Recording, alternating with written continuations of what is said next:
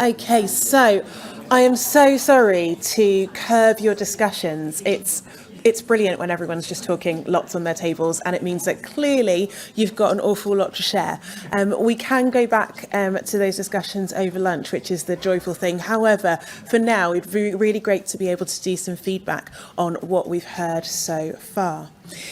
So welcome back, and welcome back to those of you who are online. I hope you enjoyed your discussion groups.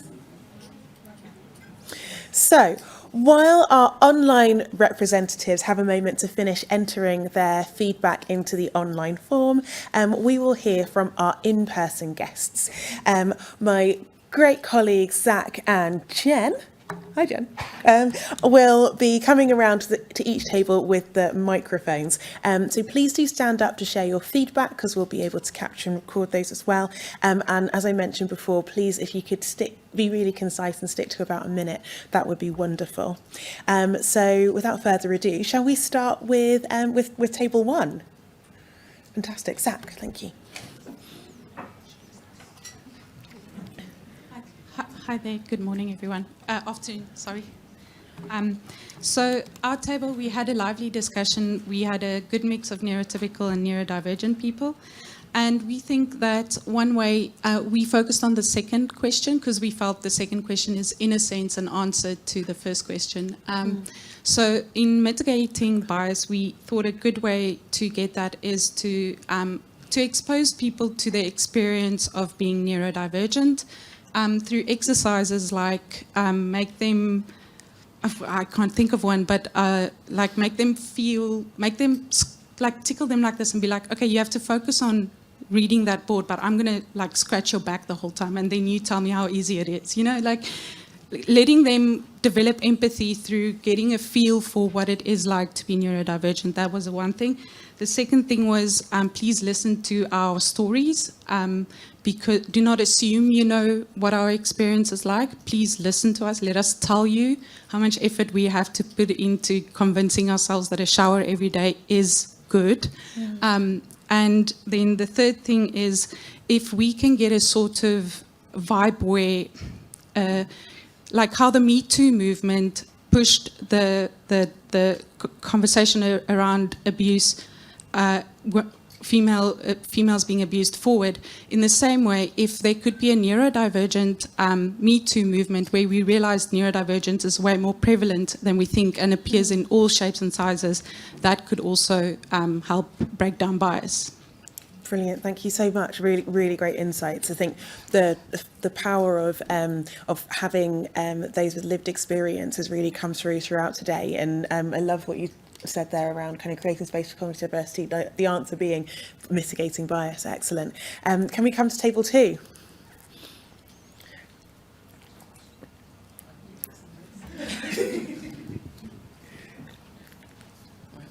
Hi everyone. So we looked into the second question regarding mitigating bias and building understanding, and we had our discussion went into many tangents, but we looked at bias is life-saving in some circumstances. So it's not about completely abandoning the bias, but maybe looking at our blind spots with it. We particularly looked at into the the recruiting part of assessments. So maybe looking at how some assessment centres may be filtering out some talent just due to some exclusionary practices that people aren't aware of. And we also looked at some of these initiatives that are in place. And let's say the person you hire with an initiative leaves the company after a certain amount of time, not seeing it as a failure, but seeing the learning processes that you can learn from that, and maybe update and reassess the initiative. And one thing we also touched on was not seeing inclusion or diversity as a tick box exercise, so making it active part of people's work and getting that buy-in from stakeholders so they feel included in themselves to make these actions. And we didn't touch on the third part, but we did our best. Brilliant. That was some fantastic insights. Thank you so much. Table 3. Oh, would you mind just moving, coming a little bit further in to give your insight? Oh, amazing! Come on over. Hi, Rachel Bibby from the ICME, and I'm representing our wonderful Table 3. Creating space for cognitive diversity, we focused on the practical steps, actually things that we've heard today that have been case studies. So flexibility in whatever way we think that can be applied. So we talked about certain instances where there is a degree of presenteeism required. For example, we actually talked about the education system, but also process operatives on, factory floor, etc., and what flexibility means in different settings. The beautiful principle of inclusion-led, which leads to diverse practices rather than being diversity-led. We picked up on the Rolls-Royce elephant rollout, which we quite liked there, and that answers really point 3 about leaders supporting actively promoting diversity of thought. So that principle of senior leadership might make decisions that become the elephant in the room to talk about, but you walk out, you talk about it, you convene teams, you convene throughout the system in your institutions to enable that elephant to be discussed and debated again so that practices can be embedded, and we thought that was a brilliant principle. And I could stand here forever and talk about the role that education and training provide in promoting awareness, but role models, people like me, that principle, which is what you alluded to there as well. And one of the key things that I just want folks to think about is in the education system, a young person needs certification for neurodivergence, for diversity, to enable the school to provide that and to have funding to help to support that. In the workplace, it can be self-declared, it can be declared by the workplace, and I think that's one thing we've got to think about focusing on. Thank you. Great, thank you so much. Brilliant. And we're going to come straight to Table 4. I'll try and be brief. Hi, Mark here from Eco Engineers. So we did number 1, the creating space for cognitive diversity. So top-down, bottom-up approach, what incentives can leaders do to take action, preparing leadership emotionally, not just with the business case, but also, how is it maybe showing up in their personal lives, lead with a story, opportunity to get it the right fit for all. There's a difference between the startups versus big corporates as well. You can get it right from the beginning, from the very inception, as you grow your organisation, grow your business, making accommodations for people. Education and training, increasing awareness of cognitive diversity. What are the right behaviours for your organisation? So having some sort of baseline framework that you want to build from first, and then subsequently audit from, like a cultural framework, bringing out the lived experience from everyone. Your people are your best consultants, so find out about their lived experience and then platform that. Leaders actively promoting and supporting diversity. So question 3, D&I should be a thread through everything. It's like, I love the analogy of a warm duvet that you walk into. That was the experience of walking into Accenture. You could really feel it in their offices. It stood for something. So that being said, when you're doing a corporate redesign or fitting out new offices, how could you make that environment a bit more diverse and inclusive and accommodating by then involving your internal networks? So aligning intended action with already committed budget. You're going to spend that money on refurbing that place anyway, so now use it as a chance to make it more inclusive. And that essentially speaks into thinking laterally, thinking about the things that you're already doing as an organisation and where can you build it in.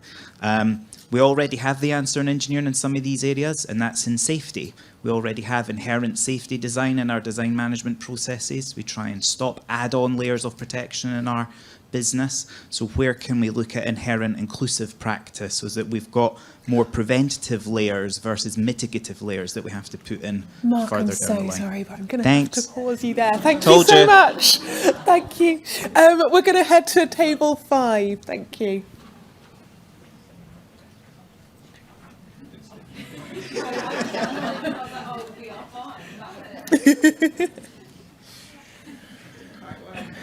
Hi everybody, Yewande Akinola here. We looked at mitigating bias and building understanding. To the first question, I guess there were lots of different expressions of where we've, kind of identified our bias, bias around expected forms of communication, expecting people to be very vocal in their mode of communication, where also recognizing that, some people also express a bit more through body language, so also just being patient enough to read the body language as well. Expectations with online calls, videos are not always the way, and really just reminding ourselves not to judge when people don't turn their cameras off.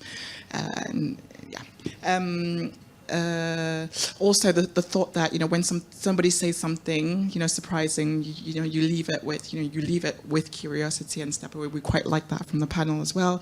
There's always context in people's lives. I thought that was a really, really powerful one.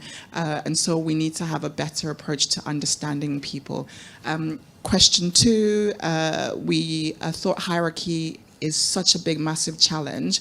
And there were examples of getting teams of people really to come together to get a strong message across. So, a leader in a company who doesn't think an idea is a great idea, thinks an idea is a great idea when lots of his team members come together and pretty much, share that idea.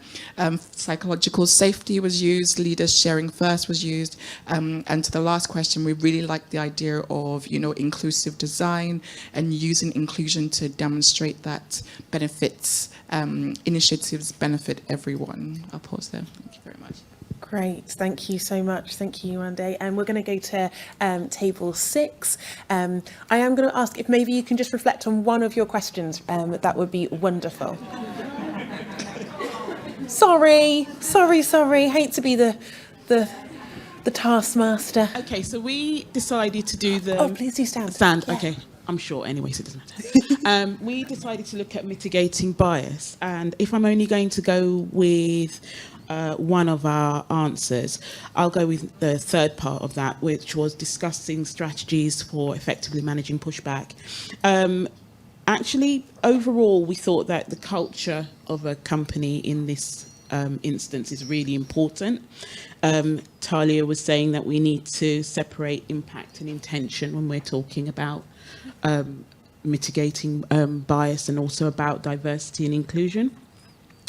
And we were also talking about the idea that we need to set clear expectation of behaviours at organisation level. It's really important that it comes from leadership when we're having these conversations, and I think the previous table mentioned that. And yeah, we've said here as well that leadership involvement is really, really important. Dr. Ollie has actually written a separate bit for me, and I'm embarrassing you.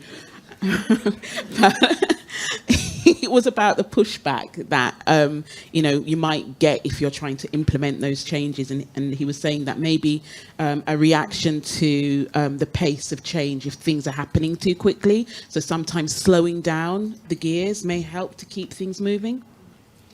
Great, thank you. Thank you very, very much. I'm going to actually hop to table 12, so then Jen doesn't have to run down the room. So table 12, can we hear from you? Thank you.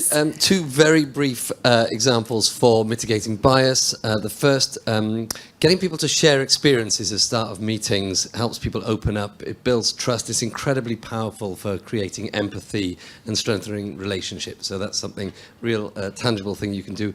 And the other one, picking up on Yewande's point about hierarchy on table 5, something we heard here, removing all titles, roles and levels of seniority from communications, emails and in meetings and things like that. It breaks down the power dynamics and the hierarchy, really creates a level playing field for opinions and thoughts for everyone to speak at the same level. Love to see that in the defence sector, the army and all.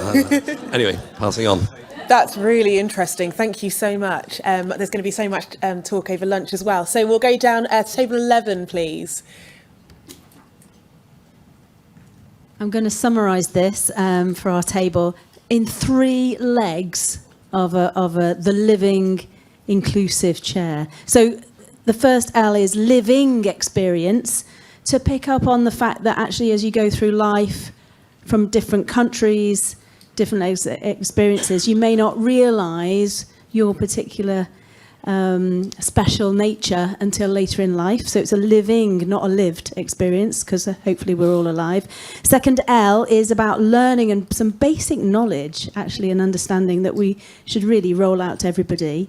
And the third one is really a live line of communication. It's not like a one tick box. And just like there might be some anonymous helplines, if they exist, are they really treated seriously? Is there real feedback? So that's my 3 L's for, I would say, the first question, creating space. Excellent. By our inclusive chair. There we go. Thank you. There I we really go. want There a we go. T-shirt with that printed on. That is excellent. Thank you so much. We're going to go down to table 10. Our discussion, bias bad, inclusion good.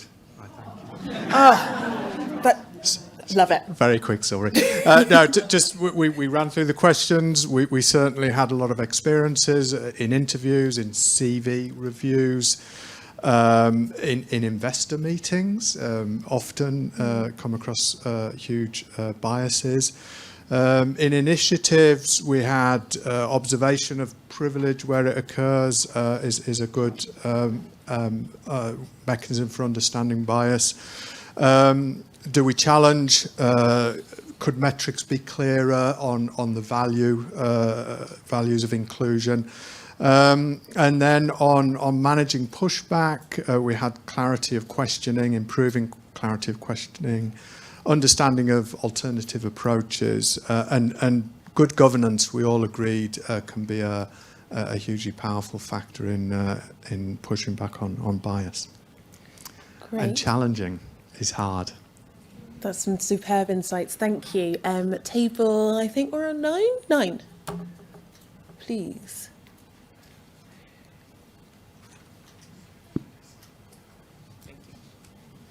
So for this table, we spent most of the time talking about the experiences of bias. There's this human tendency to judge a book by its cover. And so the number one theme is just ask the question. Don't assume that a person is a certain thing because you could offend someone by doing that. Just ask them. It's as simple as that. And then the other one that I found very powerful, when people are sharing experiences, have that experience shared from the other person's perspective. So the specific example at this table was an event where they were talking about menopause, and it was shared from the male's perspective, which came across quite powerfully. So just an idea. Great, thank you. The power of asking the questions as well, amazing. We're going to go over to table 8. 2 more to go, we're nearly there. So we looked at mitigating bias and building understanding. So we looked and we reflected on each of the question 1 about our experience of bias or seeing bias. But to summarise, there's a very common theme that was coming through. Recognise one's own biases. Need to be intellectually, tactfully curious. Listen and understand. Reflect on the biases to challenge institutional practices and processes to find inclusive solutions and practice.